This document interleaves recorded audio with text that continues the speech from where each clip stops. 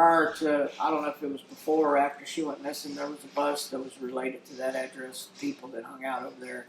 And these were young kids, like in their early 20s, and had like over 3 ounces in the public. of methamphetamine. You know, it's just stuff that that's a lot. That's a lot.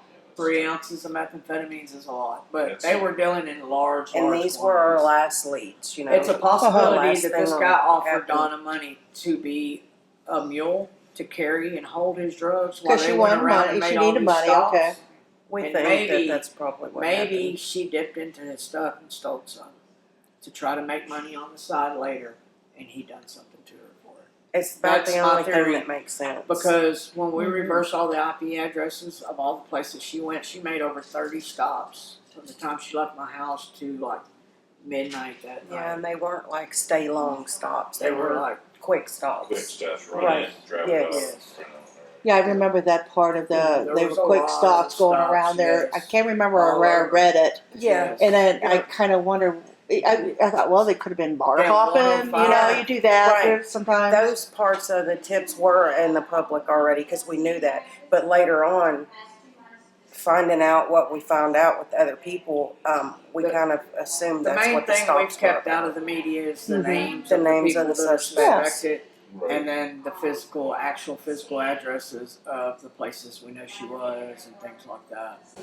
You know, we've given general areas. And they weren't just suspects with us, but the police actually have them, you know, so. The detective who's in charge of the case now, right? When was the last time? Has he been talking with you much at all? Has he been helpful? Is he just... I would say he hasn't contacted me probably in at least a month. Okay, but the Monday it was this last Monday. He actually did a polygraph test on the ex-boyfriend.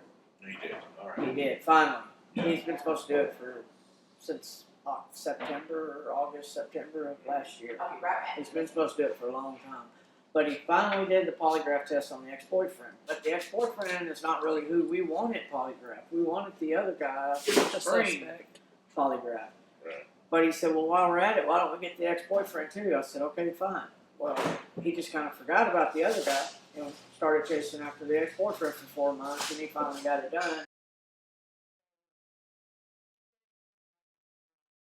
I mean, there's some stuff being done a little bit here and there, but nothing near to the point of what it should. This all should have been done the first 30 days. Yeah, I think that's probably the biggest complaint. Gave him credit and said 3 months, but it's been a couple years. I remember when it first happened. 2 years, and he's just now polygraphing the ex.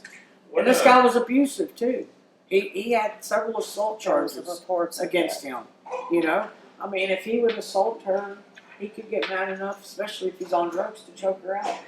So did you know who she went with that day? I did not. You did not, because I remember the little text message you I guess put out what she said. Hey, what the hell are you doing? That's because she came in the bedroom. I was in the room folding clothes before she left the house. She come in there looking at her phone and said, "Hey, Linda," she said, "just so you know, if I'm not home before midnight or 1 o'clock, or you ain't heard from me, call the cops."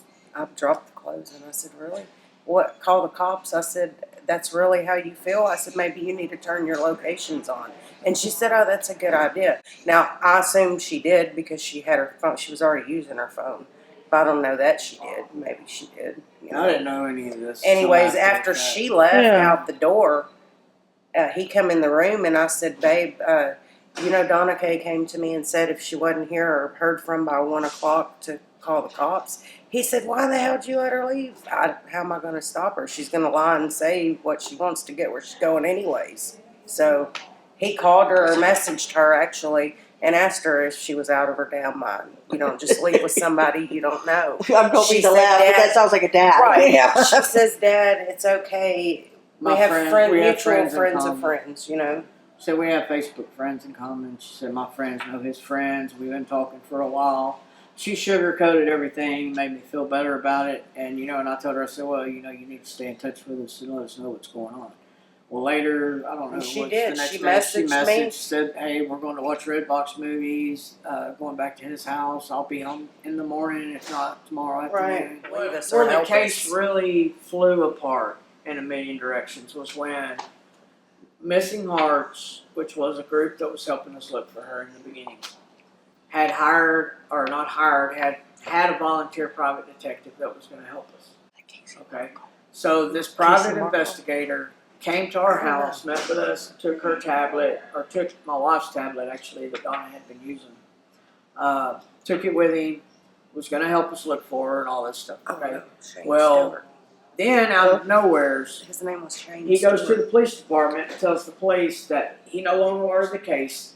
Here's all the stuff I have that has to do with the case, and I'm done. The day that he did this, there was a supposed sighting of my daughter at the truck stop, Love's truck stop in Cleveland.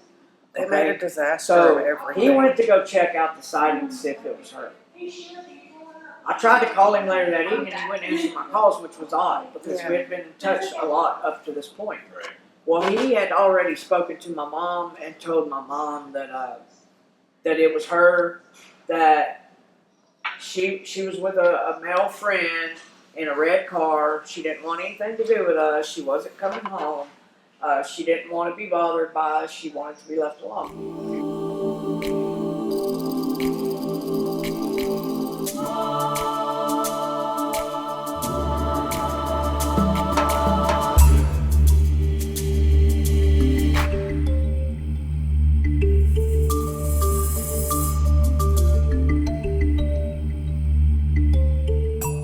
Okay, so that's what we were told. So I got on social media and made a post. I said, I can't believe that she's done this. I'm very think I upset. did I'm too. angry. She's hurt the family this way.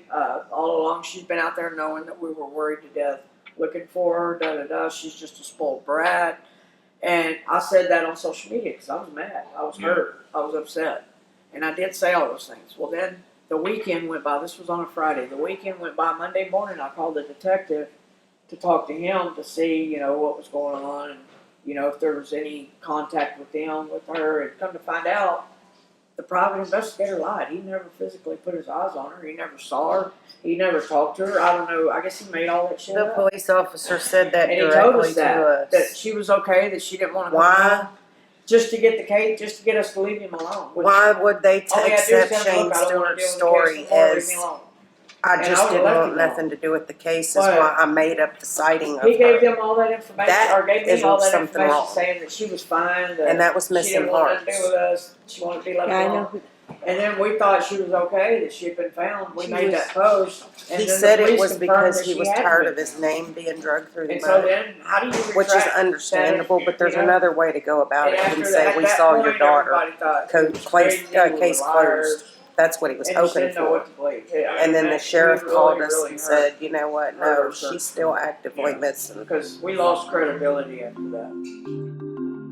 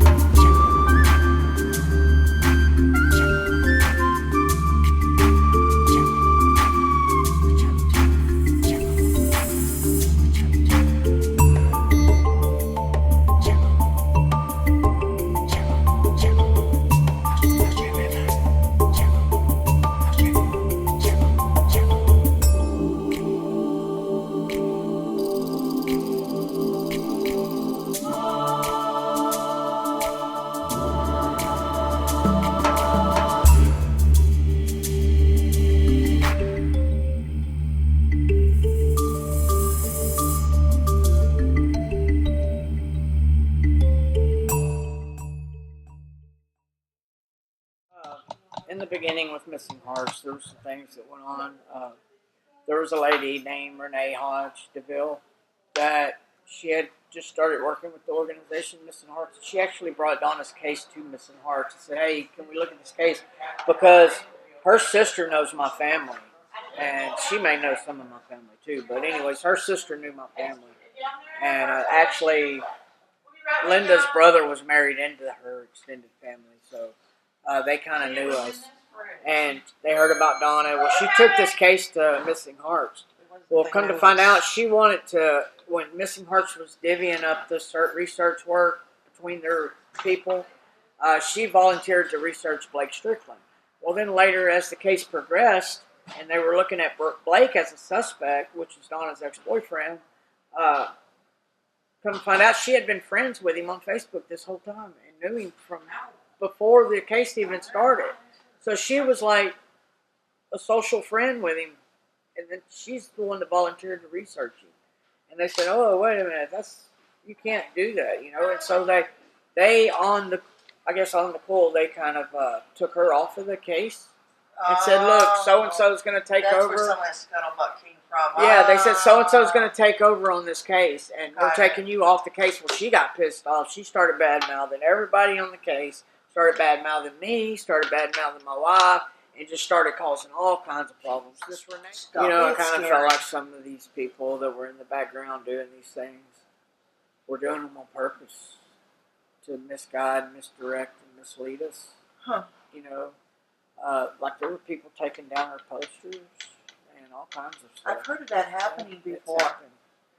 Not often, but I've heard that once before. We took the clear box tape and put the posters up around telephone poles, and we wrapped them to make them waterproof, Yeah. And they actually had to get out and cut them. Yeah, we stapled them and taped them. They actually had to get out and cut the tape and rip them down to get them down, but they took every one of them down. Well, see, when I talked to, I don't know, did you ever talk to, what was his name? Private investigator? Shane Stewart? Shane Stewart. Did you Yeah. ever talk to him? Yeah, he was helping us for a few days.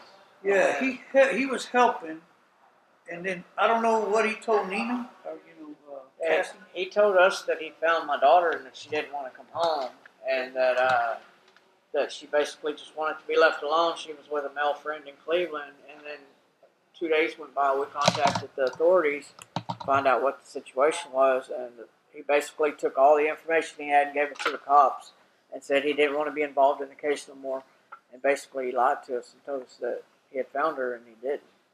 She's still missing. Well, see, I had to talk to him since, because when he called me, the first thing he told me is that he was going to talk to you, and that he had talked to Nina, and that's all the conversation. I mean, he didn't give me no details, no nothing like that. So I was like, okay. And then the next thing I know, when I talked to Nina, she said, "Oh well, don't worry about it. It's Yeah. She had a team already in place. All we had to do was know, hey, you tell us when you're ready to go." I never got the call because she said something else went on, and I was like, well, give me some specifics, And she's like, well, number one, now they're saying they don't believe she's missing. I'm like, well, who don't believe she's missing? You know what I'm saying? They wouldn't give me no specifics on that either. Did the police department ever do anything other than just write you the information out, and that was it? As far as filing the police report, I mean, Well, as it's far still as an open following up, it's still an open investigation, but they've done very little. Yeah, they ain't gonna do it. They've done a polygraph test on her ex-boyfriend. How about the person that she was supposed to meet? The person that she was with, that they know she was with, Uh-huh. it's not a supposal. He admitted to being with her the night she went missing, but they haven't done anything yet. I've been pushing for them to polygraph him.